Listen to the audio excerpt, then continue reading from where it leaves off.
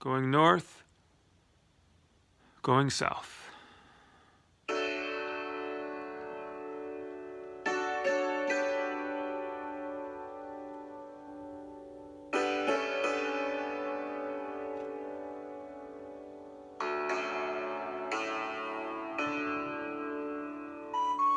The farther upstate I drive, the redder things become. It could be, in effect, attributable to the tint in my sunglasses, I must confess.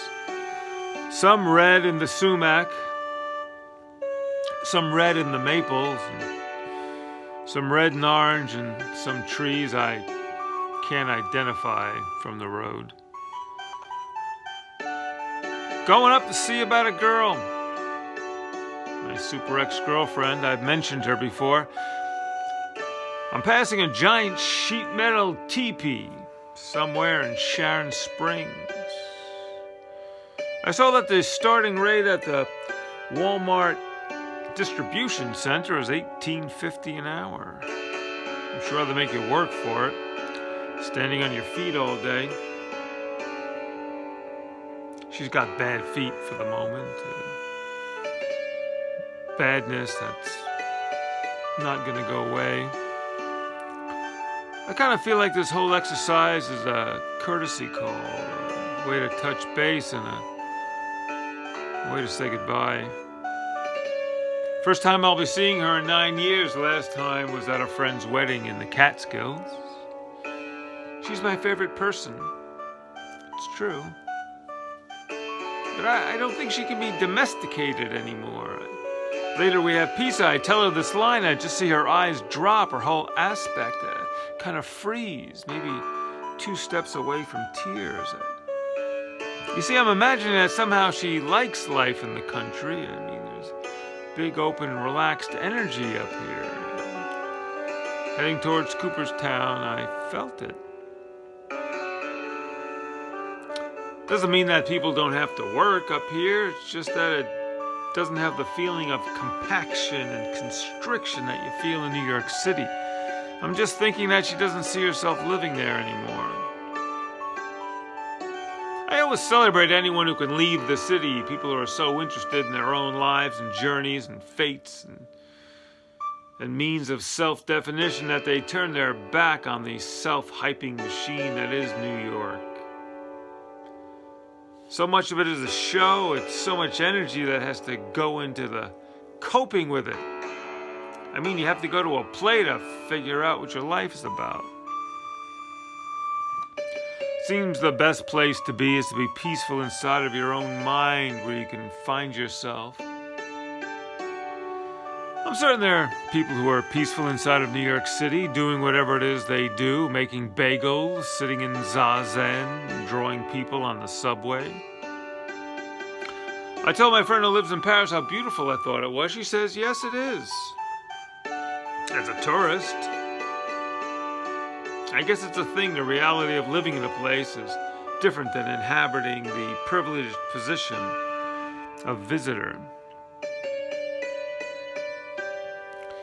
Well, it's autumn, which is one of the 2 transitional seasons. You see, winter is a thing. Winter is a place, and summer is a place. And spring or fall are the connective seasons. Fall is just summer dying. It's over much sooner upstate. It gets colder sooner, and it stays colder longer. That's okay. Seems like people are allowed to burn leaves on their lawns. We used to be able to do that in Yonkers. I guess it's kind of charming if you only smell it every once in a while. Gotten to the point where I can no longer tolerate inhaling combusted particulate matter. Driving past low grassy fields on the way back from the lake, the fog is so thick, it's like driving through ghosts. The big hotel is supposed to be haunted. I suppose I'm haunted too, by the presence of the past and the past in the present. Seems the past is a house made of gauze, and that we sometimes choose to dwell in this house of memories. It's like a ghost that we allow to haunt us. We could walk right through the walls if we wanted to and never turn around and never look back, but for the fear of what we may leave there and never find again. Now I tell her about my plan to marry my friend who lives in Lebanon and bring him over to America to make a new start. He's thousands of miles away. She's only a couple of 100 miles away. Why can't I rescue her from upstate?